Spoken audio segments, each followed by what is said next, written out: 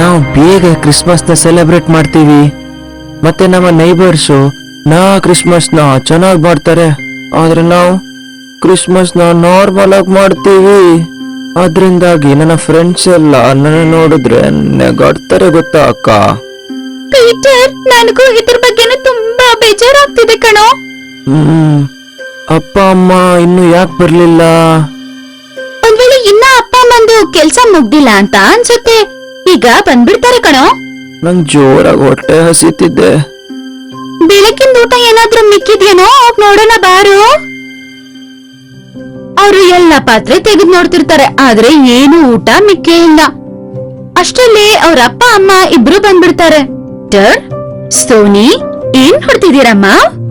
ತಮ್ಮನ್ಗೆ ಅಶ್ವಾಗ್ತಿದೆ ಅಂತಮ್ಮ, ಅದಕ್ಕೆ ಬೆಳಗ್ ಮಾಡಿರೋದೇನಾದ್ರೂ ಮಿಕ್ಕಿದ್ಯಾ ಅಂತ ನೋಡ್ತಾ ಇದ್ವಿ ಅಷ್ಟೇ ಅಮ್ಮ. ಅಯ್ಯೋ ಸರಿ, ಇನ್ನೊಂದ್ 10 ನಿಮಿಷದಲ್ಲಿ ನಾನು ಅಡಿಗೆ ಮಾಡಿ ಮುಗಿಸ್ತೀನಿ.